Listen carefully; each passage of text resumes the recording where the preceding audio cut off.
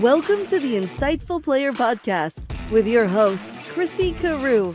In each episode, Chrissy interviews NFL players and other professional athletes to help transform our culture to be inclusive, kinder, and more loving. We hope to turn everyone into insightful players in their own lives. Chrissy is also the author of the book Insightful Player, featuring over a dozen stories where football pros lead a bold movement of hope. You can learn more about her book, Chrissy's coaching programs, and more episodes of this show at www.theinsightfulplayer.com. You can also watch other episodes on YouTube and listen through all the major podcast platforms. Now, here's the host of Insightful Player, Chrissy Carew. Welcome to the Insightful Player podcast. We are really excited. We have a wonderful guest today. His name is Steve Hoyem, and he is a former Buffalo Bills player. And he's overcome a lot of obstacles, and he's gained so much wisdom from everything that he's been through.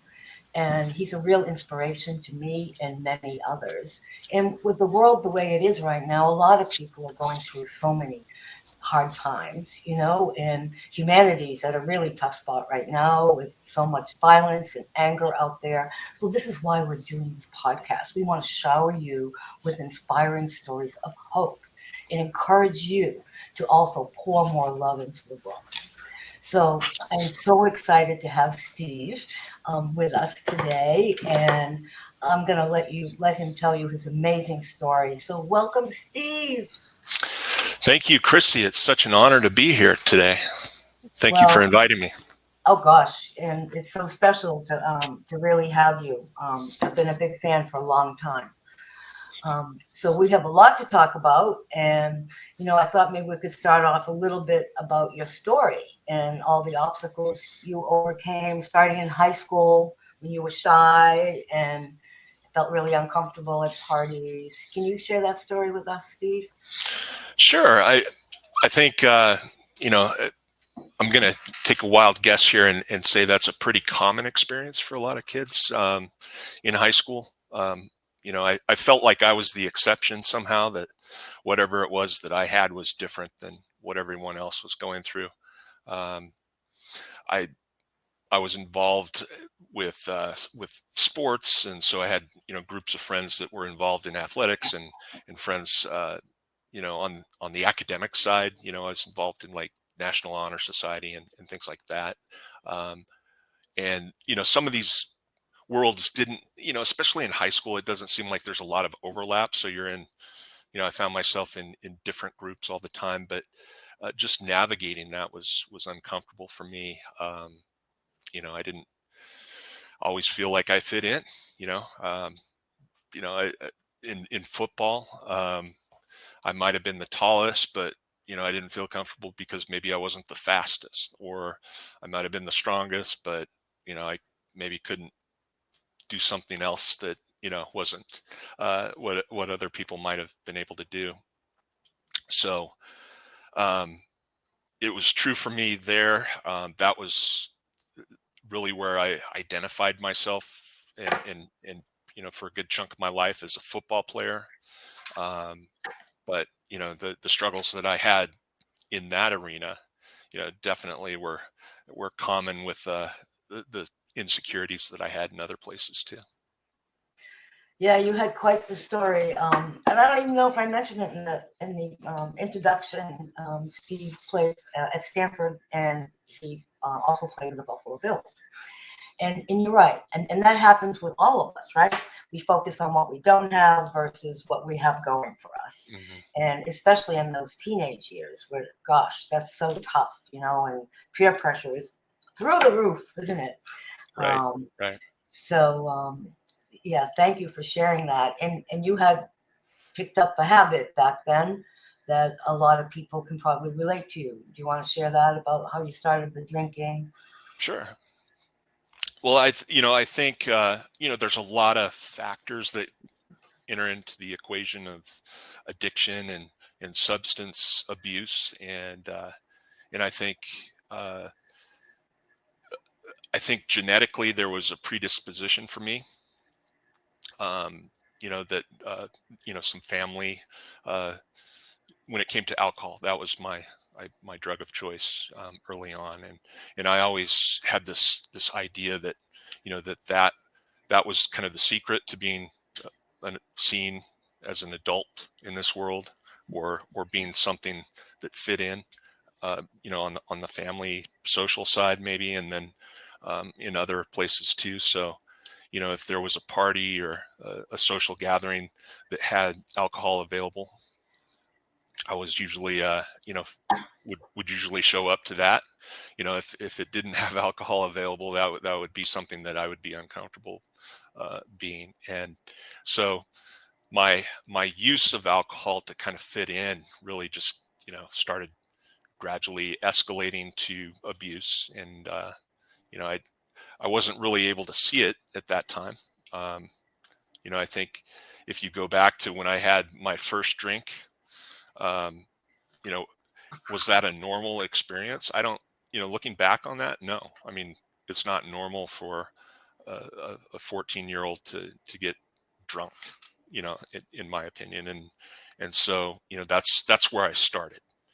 Um, and where I ended, was a kind of a long, painful slide. And I really looked at every possible way to make it work for me. And that's where it became extremely exhausting. And courageous. I mean, it's amazing what you went through and how you found that inner strength after being so down and out. You carried the drinking through Stanford and through the Bills, even though you completed your playing for the Bills from an injury, not from alcohol. And at one point, you considered taking your life. And I don't think you're alone. And by the way, I have alcohol in my family too, so I understand that. Um, and it's just amazing how you actually surrendered and you got the help that you needed, which took you a while to get there. And it's just so touching and inspiring. Can you share a little bit about that? Sure, I'll try to touch on it really briefly, and maybe we'll have to keep coming after it, but because I might get sidetracked. It's such a journey, right? I think in my mind, at least, I had some ideas that I was in control of my drinking, even going back to high school and college. And it was really not until I got into, well, professional sports, and at that level where it became something that I realized I needed to really cope with the stress and anxiety, and again, fit in. Especially in a place like that. When I got to the NFL, there are a variety of reasons why I felt like I didn't belong. Um, which I mentioned even in high school, that had that was showing up already. But in the NFL, it was certainly I felt like each and every day was was a test, an evaluation of whether or not I was able to perform. And alcohol seemed to help at times, and at times it certainly didn't help. So the road to recovery from that, was, it took years in the making, right? Like, football was something that I did, you know, um, with my drinking, and then I transitioned from football, or attempted that transition from football, which by itself is kind of was a challenge for me, because as I'd mentioned, I identified as a football player, and it really wasn't uh, something that I was prepared for, when all of a sudden my football playing options were starting to shut down. And I had to really try to figure out what it was that I was, either who I was or what I was going to become.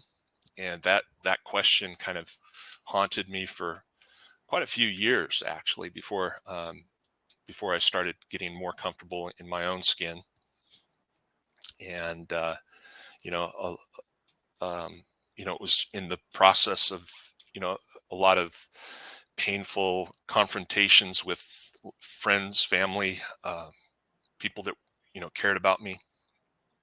And, I spent most of my time trying to convince them that, you know, that wasn't as big a problem as maybe they were worried about. And I spent, because I was doing that and trying to convince everyone how good things were, I lost sight of how bad things really were for me.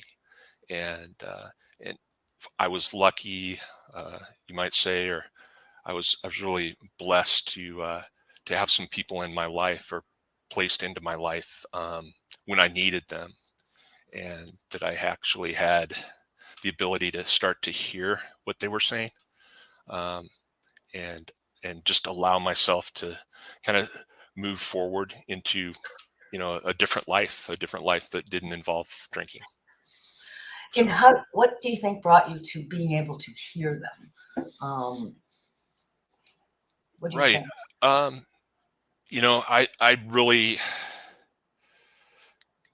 it's a great question, and it's one that I've often wondered about what exactly it was. But I've heard people say that, I was sick and tired of being sick and tired. Okay. That there was kind of this point of just complete exhaustion with the path that I was on. And, at those moments, and, there's been a few since then and along the way, and each time it seems like a little bit easier for me to navigate. But back then, when I was kind of confronted with that, like, things just aren't working and I don't know what to do. um, I knew I wanted to stop drinking. I just didn't know how. I knew, uh, for myself, all these other people had wanted me to stop drinking long, long before, and I finally got there myself. And that was, you know, just like I said, I tried everything that I knew and thought and could think of, and I was just at that point where I needed to ask for help. And that was the most difficult thing for me to do at that stage, was ask someone else for help. And um, you know I wish it were as easy as just waking up one morning and saying, you know what, today I'm going to ask somebody for help. But it actually took someone to kind of meet me where I was at, and make that happen. And you know, that's a person that, continues to be important to me today. Um, and in a lot of ways, I look back, and he saved my life by being able to just see what I was going through, using his own experience and Hmm. understanding, and kind of, again, kind of almost make fun of me for not asking for help. So Wow, that's a hard thing to do. To ask for yeah, help, yeah, even in the best of times, right? yeah, And you bring up such a couple of points of transition from football, where you had all your identity caught up in that, which makes sense since you were an athlete, as a young boy, all the way into the Bills. And um, a lot of people in our world have their identity caught up in just one spot, right? And then when that changes, they're like, the world feels like it crumbles. yeah, And another point that you made is this: you didn't feel like you had this sense of belonging, and I think that is like running rampant all over the place now. And I've even read that it's more important to people to belong than any of the Maslow hierarchy of needs. That people are so desperate to belong, yeah, and where society is right now, it's in a really tough place. And so I think hearing your message, it can relate to everybody, whether they went through drinking or they had some other issue. I think you could hear, Steve's words that could really apply to you, could really help you. But that transition part too, it must have been really tough. And but you finally, through this man, really helped you, and you were willing to let him help you, which took a lot and many years for you to get there. yeah, yeah. Yeah. And it's just amazing the road that you've been on and where you are today. You're out giving people hope. You're sharing your story, and you said you can't not share it because you want to contribute. Right. No, I certainly, I was, like I said, I'm honored to be part of your, the insightful players and what you do and how you inspire, people to be better. That when we first met, I mean, it's been a while. I forget exactly how long, but I'm at 10, least 12 10 years? years. Yeah, Yeah. yeah. Anyway. So, there's been transformation and change all the way through that. On a personal level, I know talking to you that you've gone through things, and uh, and I certainly feel like I've grown during that time. I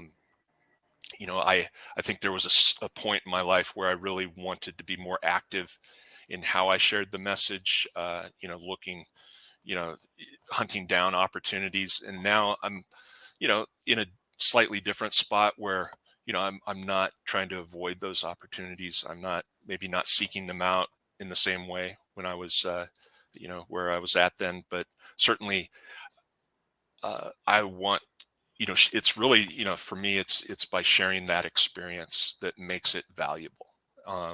If I just kind of file it away and pretend like it didn't happen or wish that it didn't happen, or just you know focus on it as something that was traumatic or problematic, I get caught up in my own self pity, and this way, by sharing it, I think that from my experience, it was the people that were willing to share their experience that saved my life. I and bet. and so that's it, on one level, the least I can do. um, Hmm. I think that there's definitely a need. I felt called to work with former professional athletes very closely, and I was honestly a little bit frustrated because I saw the need, and I felt like the need was real and it was present, um, especially when it came to dealing with identity and substance abuse and things like that. But the frustrating part with how can I do this? How can I uh, you know do this in a great way? And I feel like that's where I was struggling, because it started coming back to me. What about me? How am I going to get paid for doing this? How am I going to survive? And really just letting go and letting God kind of steer that course has been for me the big difference. Right. And your faith, I admire your so many things about you and your faith, and even you've let that experience of what you've been through shape you into a wonderful man who you are today, a wonderful role model. And you've, gained wisdom, you surrendered to humility. I mean, you have a lot of wisdom, Steve. You really do. Well, thank you. And I think there are a lot of people out there that wish they had faith, or they want to have faith, or they used to have faith. And then, with everything going on in the world now, it's like, wait, where the heck is God, right? Right. Do you have anything to share about that? you know i I've certainly, in the course of my journey, I've probably held beliefs and had ideas of the right path. And I think where I've landed today is to let go of some of those closely held beliefs and be more open and curious, and also accepting and allowing that whatever path I choose is the right path for me, and ultimately, and that's really the understanding or even knowledge at this point for me that keeps me kind of running steady course. Is I don't have to doubt or second guess myself. Now, the the challenge here is I can't really tell someone here's how to do it step by step, but um, it, it's really sometimes this might be something that you need to remind yourself of before you go to bed at night or when you get up in the morning, but just really knowing that you do have a choice. No matter how powerless you feel, that there's always a choice to be made. And there's choosing what you want to ultimately happen, versus, other choices out there. And, um, I tend to hit those situations and, reflect on my experience, and just knowing that it will be okay. Right. Like if it was, not going to be okay, then, yeah, I wouldn't know what to do with that. But And I do have that faith. yeah, and you trust. It sounds like you trust. Yeah. Yeah. And that's huge, that you trust, and Right. and you work through some things that I think is, I learned from you about forgiveness, resentment, and judgment. And I think, I mean, just listening to you the other day talk about that, and when I've talked to you over the years, I've always admired that and wished I had Right. more of that. And Right. maybe can you share more about that? Because that's so Sure. powerful. I think, just getting back to that trust and that faith, where that stems from is ultimately forgiveness. And that was a concept that I'd heard about all the way through, you know, even as a young boy in Sunday school, or, any, of the church related, you know, fellowship that I'd been a part of. Was, forgiveness was always a key topic. And I never, it was a mystery to me, what I, I had some idea of what it meant, but I didn't ultimately, when I really got it down to what, here's a list of things that I need to, of people, places, and things that I need to find some forgiveness for. That's where it kind of hit this wall. Like, I didn't know how to do it. Like, was it something that I wasn't saying that needed to be said? Was it, some sort of uh, atonement, or action that I needed to take to earn the forgiveness? Um, so, it started getting slightly more clear to me eventually about, um, whom I was asking for forgiveness from, um, and, where that ultimately mattered. And I think that, it's just been a step by step process.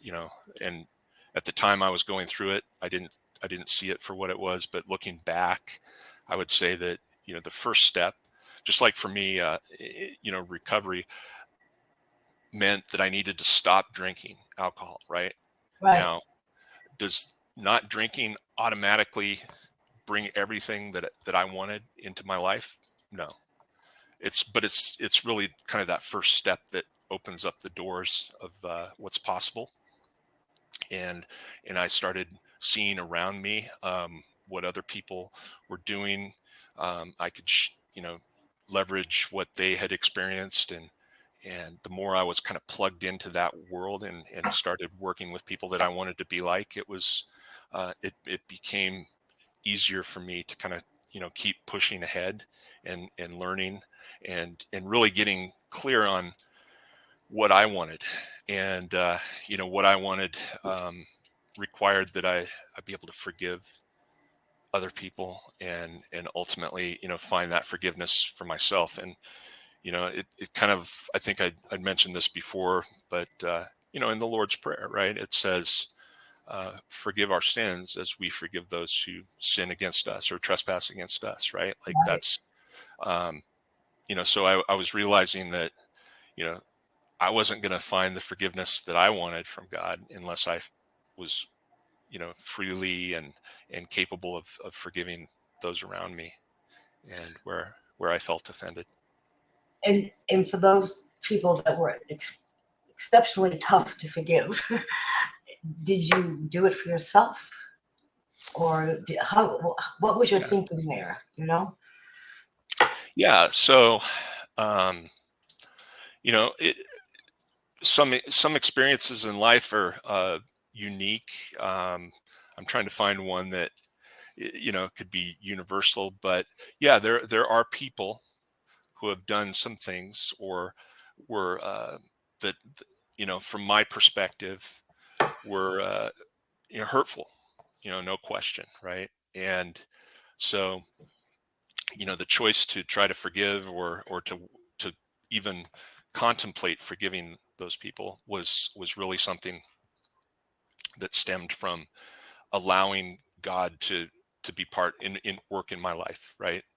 For me, as a man, as a human, I didn't want to forgive, and but then I realized that by being in that spot, I was choosing how much love and should be in the world, right? The those are difficult things to describe, I guess. I don't know if I'm making myself too clear, but like You are. just You are.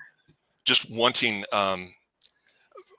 all the things that I wanted for myself, that peace of mind, the love, the serenity. Mhm. I had to be freely willing to give those things to others before I could receive them myself. And that takes a lot of work. So it's incredible. And I'm glad that you had that support around you. That it sounds like you really soaked everything up like a sponge. And I they mean were it. good. Yeah, They were good. these are years that have gone by, right? Right. That it just really doesn't happen overnight. But I'm grateful because I can sit today in a place where I have that experience and feel more comfortable where I'm at Hmm. and what I'm doing.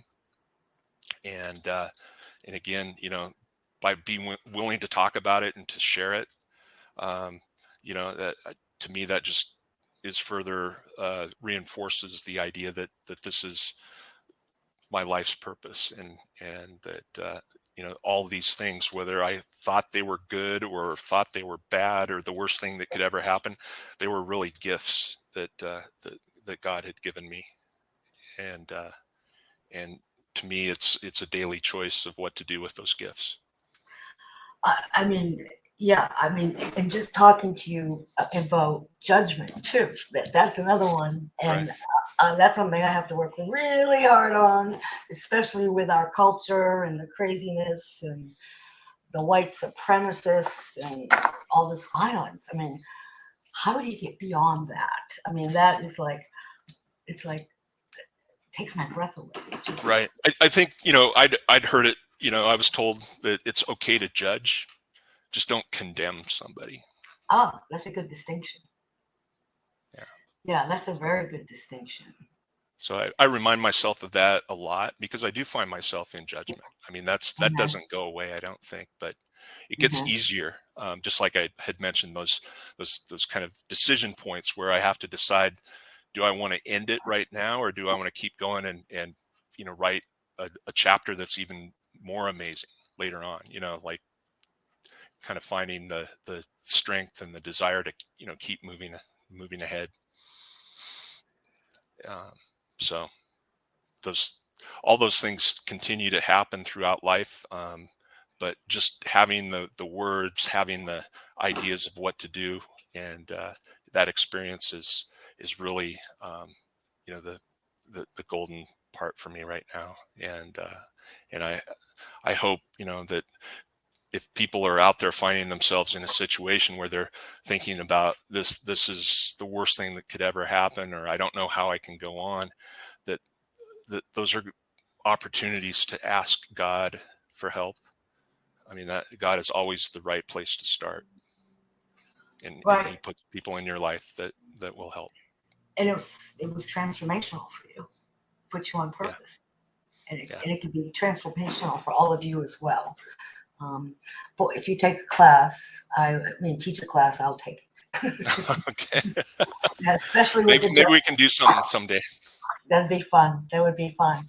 Um, it's really quite incredible how you've taken, a crisis and turned it into, living this amazing life where you're a wonderful dad and, you work really hard and you care so much about others and you're just a great role model in our world, you know. And I hope everyone, Steve's story can give you hope because Steve has a lot of courage and you can access that too, right? All right. So, any parting words that you'd like to share? Well, I mean, you mentioned, being a dad is something that I'm probably most happy with and proud of today, and satisfied. I find a lot of satisfaction and purpose in that. I'm okay with not having been the best at all these other things that I wanted to be good at. But, you know, I know, for example, because of, two divorces that, I wasn't the best husband. Right. And, I can see in that how I want to be better. And that's what inspires me today is really that, you know, uh, how can I be better in knowing that that's what I want. But being a parent, being a dad, that's certainly what's right on my plate today, and there's always ways to be better, and so that's Amazing. yeah, Amazing. And that's a great question for all of us to ask. How can we be better, right? Especially when we fall down, when we have something that in exactly. our life Yeah, that feels like tragedy. Because there's always, as you said, a gift in that and a blessing. right. Each time you fall down, that's the opportunity to get up and be better, right? Like just getting up after you fall down makes you better. It does. And I think your gifts and your strengths come back stronger. What do you think? Absolutely. Yeah, I know that to be true, from right, my experience. I have yet to find anyone or hear from anyone where that's not true. right. Definitely. So Well, we'll have to have you on again. You have always inspired me and touched my heart deeply. And as they say here in New England, in Belichick we believe, but in Steve I believe. For well, sure, for sure. well, thank you, Chrissy. Yeah, it went by so quick. I'd love to do it again sometime. Okay, good. We'll have you on real soon, and we'll have to stay in closer touch again, for sure. That sounds good. So I want to thank you all for watching or listening, depending upon which platform you're on, and come back again. And we would love for you to tell us who you'd like to see and what topics you want. Because with the world the way it is, it can be really tough and discouraging and certainly overwhelming. And there's a lot of violence out there and anger and hate. But love is stronger than hate. So please join in on our bold movement of hope to put more love into the world. So thank you. Bye-bye. All right. The entire Insightful Player podcast initiative is dedicated to the late Tom Constantino. Thank you for watching and listening to the Insightful Player podcast with your host, Chrissy Carew. Chrissy is also the author of the book Insightful Player, featuring over a dozen stories where football pros lead a bold movement of hope. You can learn more about her book, Chrissy's coaching programs, and more episodes of the show at www.theinsightfulplayer.com. We hope to turn everyone into insightful players in their own lives. You can also watch other episodes on YouTube and listen through all the major podcast platforms. Thank you for your comments, reviews, and sharing the show with others.